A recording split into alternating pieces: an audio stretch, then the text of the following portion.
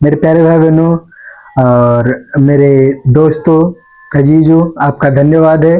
आप ये वीडियो को पूरा देखिएगा, क्योंकि वचन को आप जैसे जैसे सुनेंगे आपके अंदर एक शांति, एक प्रेम, एक आनंद आएगा।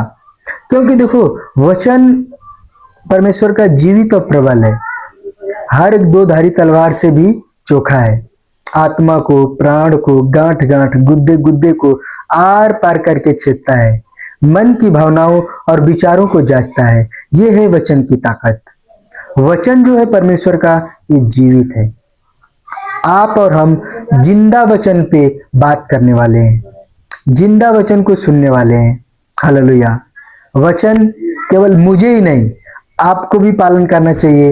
हालेलुया। वचन में आप लोगों को दे रहा हूं, उसका मतलब ये नहीं कि आप ही वो वचन का पालन करें। ये वचन मेरे लिए भी है। हालेलुया। धन्यवाद प्रभु यीशु पिता। अब हम देर न करते हुए वचन को सुनेंगे। अब पढ़ेंगे पहला कुरिन्थियों अध्याय 6 वचन नंबर 7 से मैं पढ़ रहा हूं, आप लोग ध्यान से सुनिए। परंतु सचमुच तुम में बड़ा दोष तो यह है कि आपस में मुकदमा करते हो, अन्याय क्यों नहीं सहते, अपनी हानि क्यों नहीं सहते। हालेलुया। वचन साफ साफ कह रही है, वचन कह रहा है कि परंतु सचमुच तुम में बड़ा दोष है। हम में एक बहुत बड़ा दोष है, हम खुद दोषी हैं। क्यों? हम अपने एरोगेंट, यानी कि हम अपने घमंड को ऊंचा उठाना चाहते हैं। हम अपने आप को ऊंचा उठाने के चक्कर में हम अपने आप को प्रभु यीशु मसीह के जैसा नहीं बना पाते। हमारी घमंड हमारे खूबसूरती पे है, हमारे धन पे है, हमारे दौलत पे है। लेकिन प्रभु कह रहे हैं परंतु तुम में बड़ा दोष यह है। मैं नहीं कह रहा हूं, वचन कह रहा है साफ साफ कि तुम में बड़ा दोष यह है कि आपस में मुकदमा करते हो, अन्याय अन्याय अन्याय क्यों नहीं सहते, अपनी हानि क्यों नहीं सहते। हालेलुया। हम अपनी हानि नहीं सहना चाहते हैं। क्यों? हमारी हानि, हम अपनी हानि नहीं सहना चाहते हैं। हमें अपनी हानि को सहना चाहिए। हमें अपने हानि को सहना चाहिए। धन्य है वो जो दूसरे के दुख को उठा लेते हैं। हम अपनी हानि सहना नहीं चाहते हैं, हम अपना घाटा करना नहीं चाहते हैं। हम चाहते हैं केवल हमारा नफा ही हो। परंतु सचमुच तुम में बड़ा दोष यह है कि आपस में मुकदमा करते हो, अन्याय क्यों नहीं सहते, अपनी हानि क्यों नहीं सहते। हालेलुया। वचन कह रही है तुम अपना हानि क्यों नहीं सहते हो, तुम अपने आप को क्यों नहीं तपाते हो। हमें अपने आप को तपाना है। जो व्यक्ति अपने आप को तपा के निकालता है, जो डायमंड घिस घिस के चमकना जानता है, उसकी चमक कभी खत्म नहीं होगी। जो तपा के सोना निकाला जाएगा, वो सोने की चमक कभी खत्म नहीं होगी, वो सोने की कीमत कभी खत्म नहीं होगी। हालेलुया। उसी प्रकार हम और आप, जब हमें परमेश्वर तपा के, जब परमेश्वर हमें एकदम, जिसको बोलते हैं ना, परीक्षाओं में डाल डाल के जब हमें परिपक्व कर देता है, तब हमें वो इतना ऊंचा बैठा देता है कि कोई आग, कोई पानी, कोई लोग, कोई ताने, कोई ताड़नाएं हमें और आपको ठेस नहीं पहुंचाती हैं। हमें और आपको दुख नहीं दे सकती हैं, हमें और आपको गिरा नहीं सकती हैं। क्योंकि वचन कहता है कि क्या गढ़ी हुई वस्तु गढ़ने वाले से कह सकती है तूने मुझे ऐसा क्यों बनाया। क्या मिट्टी कुम्हार से कह सकती है तूने मुझे एक आदर का और एक निरादर का बर्तन क्यों बनाया। क्या आप गढ़ने वाले से कह सकते हो कि परमेश्वर ये रोग मुझ पर क्यों आया, ये बीमारी क्यों आई, तूने मुझे काला क्यों बनाया, तू मुझे गोरा क्यों बनाया। नहीं, हम और आप परमेश्वर से सवाल जवाब नहीं कर सकते हैं। केवल परमेश्वर के कहे हुए अनुसार उस वचनों का हम पालन कर सकते हैं। परंतु तुम तो स्वयं अन्याय करते और हानि पहुंचाते हो, और वह भी भाइयों को। वचन साफ साफ कह रही है कि तुम तो स्वयं अन्याय करते हो। हम स्वयं अन्याय करते हैं, प्रभु को जानते हुए भी, प्रेम को जानते हुए भी हम अन्याय करते हैं। हालेलुया। अन्याय हमें आपको नहीं करना है, मसीह भाइयों को अन्याय नहीं करना है, केवल दया करना है, केवल प्रेम करना है। वो केवल लोगों को देना जानते हैं, लेना नहीं। उनके हाथ लोगों को देने वाले हाथ हैं, लेने वाले हाथ नहीं है। ये हाथ इतना ब्लेस्ड हाथ है कि इसमें परमेश्वर का मसा है, ग्रेस है। हालेलुया। ये हाथों में आपके बहुत बेशुमार सामर्थ है। इस सामर्थ का इस्तेमाल करना केवल वही व्यक्ति जानेगा जिसके अंदर वचन कूट कूट के भरा है, वचन के अनुग्रह भरे हैं, उसके हृदय में वचन गहराइयों में बसा है। प्रभु का वचन साफ साफ कह रहा है, परंतु तुम स्वयं अन्याय करते हो और हानि पहुंचाते हो, और वह भी भाइयों को। आज हम खुद देख रहे हैं कि हमारे लोग ही खुद एक दूसरे के ऊपर उंगलियां उठा रहे हैं।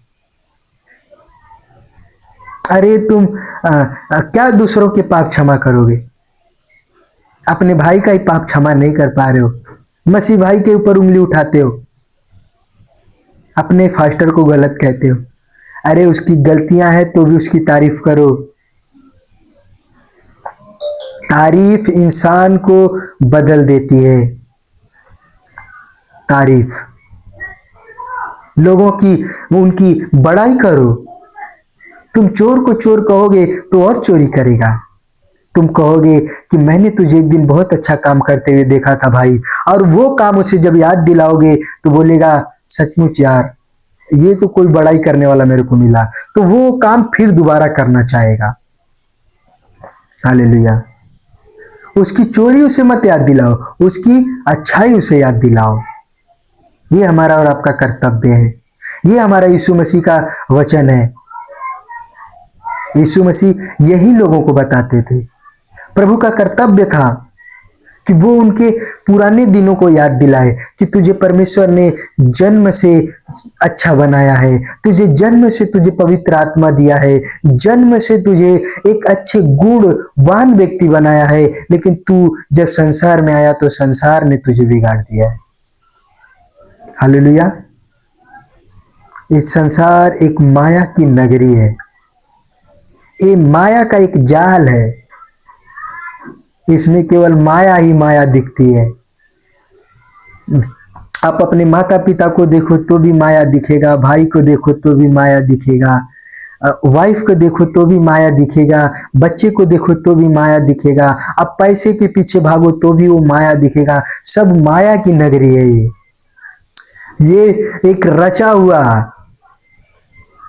रचनहार है। ये माया की नगरी में अच्छे अच्छे आके उलझ जाते हैं भैया। हम और आप क्या हैं? यीशु मसीह केवल नहीं उलझा, वहीं बच पाया ये माया की नगरी में आने के बाद। अपने माता को भी बोला कि ना तो मैं तुझे जानता हूँ।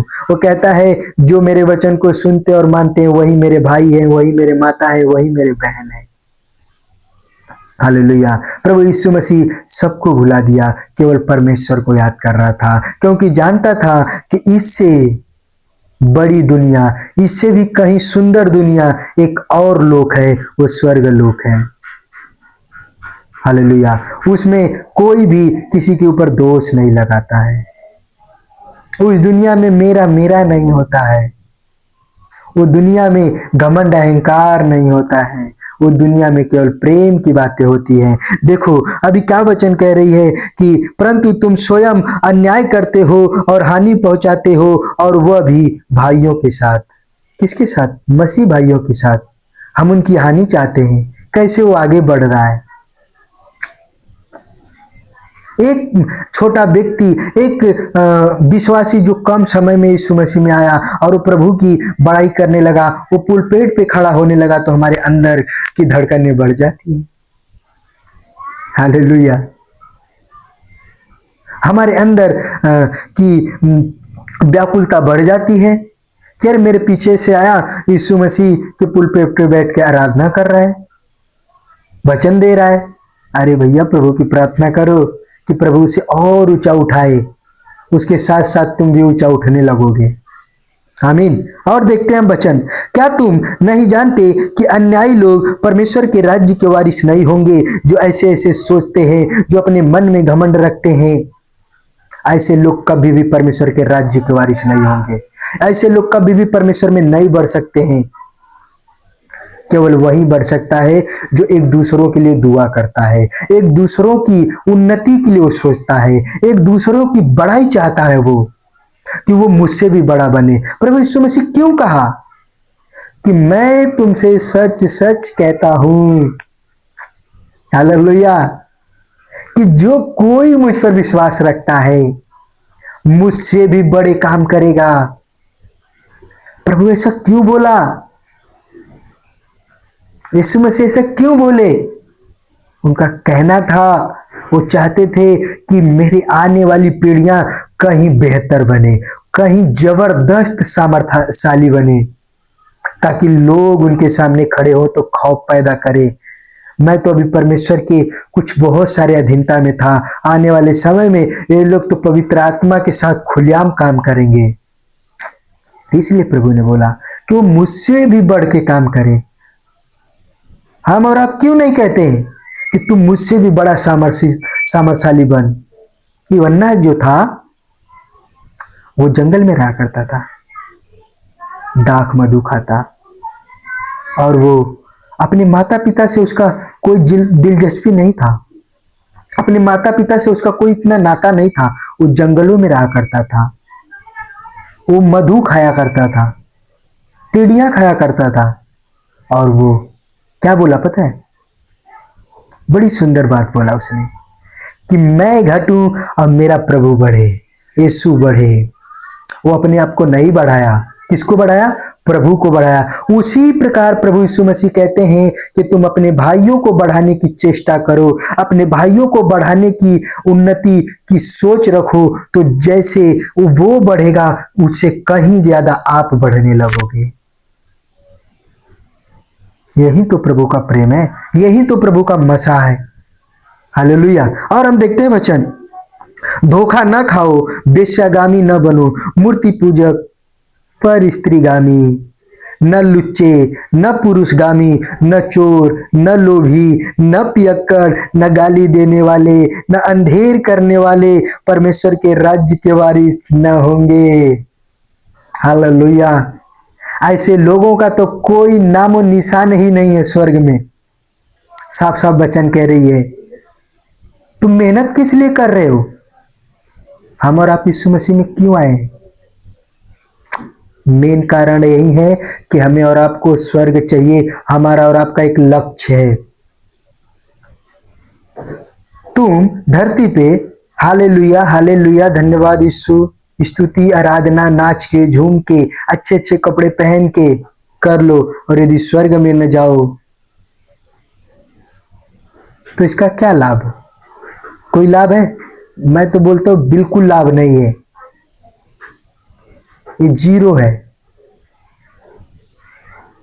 हालेलुया।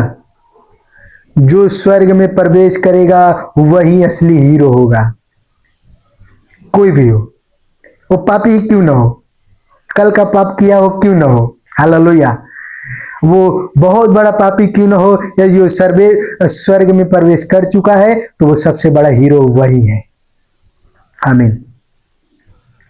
क्योंकि प्रभु का वचन साफ साफ कह रहा है कि न चोर, न लोभी, लोभी मतलब आप समझ रहे हो कि दूसरों की धन की लालच करना, पियक्कड़, जो धूम्रपान, दारू, गांजा, जो जो उनके समझ में आता है वो पीते हैं, खाते हैं, करते हैं। हालेलुया।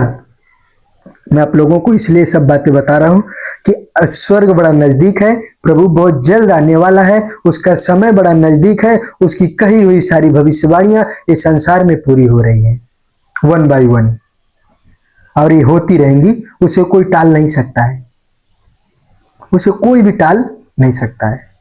हालेलुया, धन्यवाद प्रभु यीशु पिता। हम अपने वचनों को यहीं पे विराम देते हैं मेरे प्यारे भाई बहनों। जो भी इसमें कोई टूटी फूटी कोई गलतियां हैं तो प्लीज आप कमेंट करके उसे बताइए ताकि मैं उसे सुधार सकूं।